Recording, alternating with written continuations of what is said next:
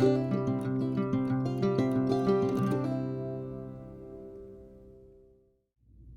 friends, it's Amber from Quilts Plus, and today is Monday. It's Sampler Day and it's Fat Quarter Bundle Day. If you're in our Fat Quarter Club, I want to show you the fat quarters for this month. Bertha, if you want to swing over this way. These are our Chic Escape fat quarters. They're by Tilda. The name of Tilda's designer is Tone Finnegar. She is a Norwegian designer and is best known really for her whimsical characters, and everything she does is just charming. If you zoom in on that, yeah. When we do our Fat Quarter Club, we like to pick out a designer that is either up and coming or well known, and she's both. We've just recently been able to get her fabrics from Brewer. That's the distributor that's carrying her, and we're now able to get them. They've been very popular here at the store. We are including in this Fat Quarter Club a link to this pattern. It's called Apple Butter Birdhouse. Very cute pattern. You would need more than the six fat quarters to make it, but we have other fabrics of hers here in the store for sale, and you could add some other tone-on-tones to go along with it. Just a really nice little collection. These run $22.50 a month, and if you are in the Fat Quarter Club, they're ready to be picked up today. Now I want to show you some of the shortcut tools that we use on an everyday basis, especially when we're making these blocks. The itty bitty eighth ruler is really important. If you have trouble cutting 1/8 inches and you're going to be cutting them in this block, you're going to do 2 7/8 inch cuts. So if you look at this, it has the 7/8 inch marks on it. It makes it easy to see where you are. It follows with little dotted lines down, and it even corners on the 1/8. So this is a very handy tool for anyone who has trouble using the 7/8 inch mark on a regular ruler. This block also squares up to 4.5 on the sub blocks. So the 4.5 inch ruler is a great ruler to use on this block. And of course the standard block standard ruler that we all have is a 6.5. This is what we all start with when we start our first quilt. These run $17. The itty bitty eighths is $21.50, and the 4.5 is $11.50. Something else we use a lot is our rotating mat. Now when you're doing your cuts, you put your fabric on there and make your first cut going across and down, and then this is out of the pack, or if it was out of the pack, you just rotate it around so that the right corner is down in the left, and then you make your other cut without moving or disturbing the fabric. It's a great tool. And then the final thing I really want to show you is the strip stick.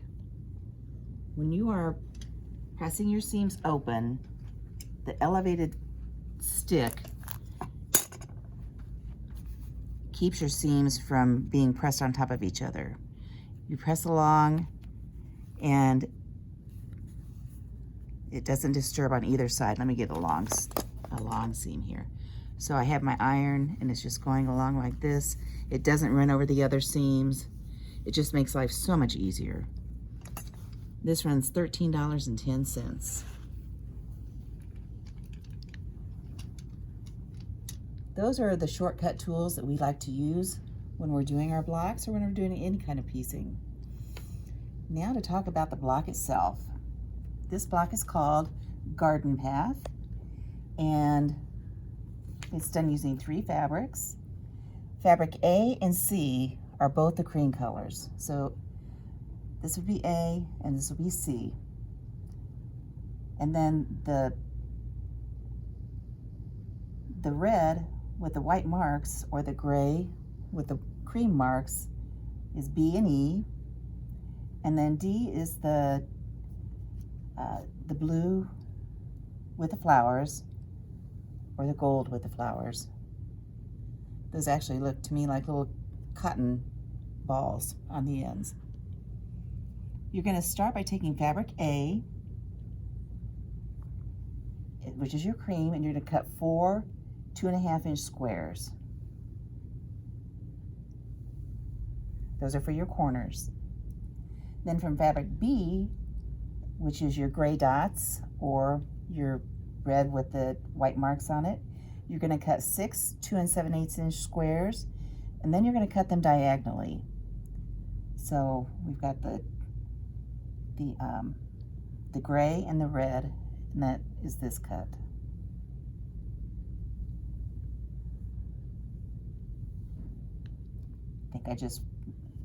I'm sorry, it's this cut.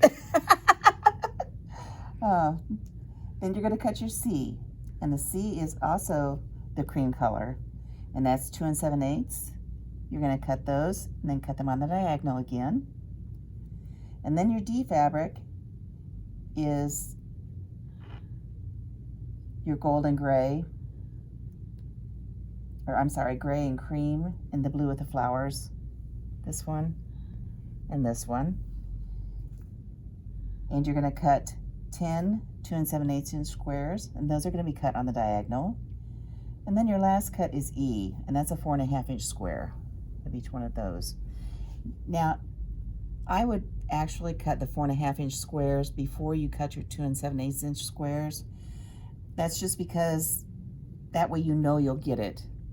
The way the fabric is given to you, you'll be able to cut them out side by side, but if you went all the way up, you would not have room to get this 4.5-inch square out of there. So make sure you cut that first. When you're piecing them, these are all half square triangles. Everything here is a half square triangle. So I pressed everything open. There are a lot of seams. You can see all the seams coming in together. And if you would press those to one side or the other where they would butt nicely, you're also going to have a really thick seam in some places. And some machines just don't like to go over those great big thick seams real well. So I pressed everything open.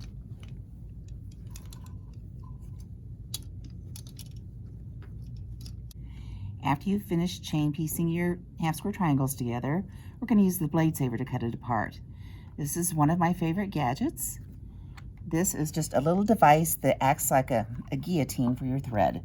You bring your pieces together and you slice the thread, bring the next piece, slice it, next piece, slice it. It makes it go really quick as opposed to using your scissors. Now this little guy stores beautifully and travels beautifully too. He comes apart,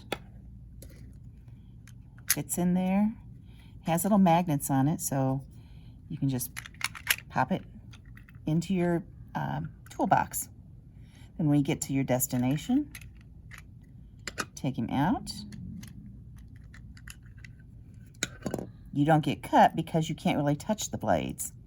Now, another cool thing, this blade is actually a used rotating cutter, a rotary cutter blade. And so I get him out, get those magnets lined up again. I'm nowhere near them. There we go.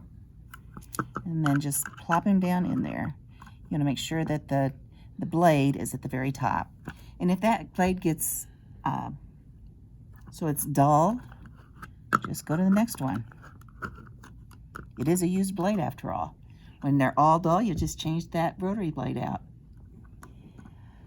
All right, so now you're going to assemble your half square triangles.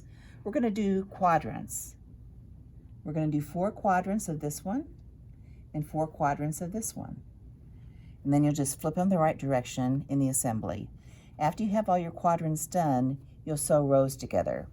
This is your first row, your second row, and your third row. I sewed them together and pressed all of my seams open. I know a lot of times we do it going one way and then the other, but because of all the seams, like I said earlier, I really wanted it to lie as flat as it could. The size of your block will be 12.5 inches as it stands. When it's in the quilt, it will finish out at 12 inches. Now this is called the Garden Path, and it is a fun block to make. It's a little more challenging than the block you made last week, but we are here to help you. If you have any trouble, any questions, any concerns, give us a call. Our number is 269-383-1790. We are here Monday through Friday from 10 to 5 and on Saturday from 10 to 3. Again, don't hesitate to call or drop by. Just bring your block along with you so we can see what's going on with it. Have a great day.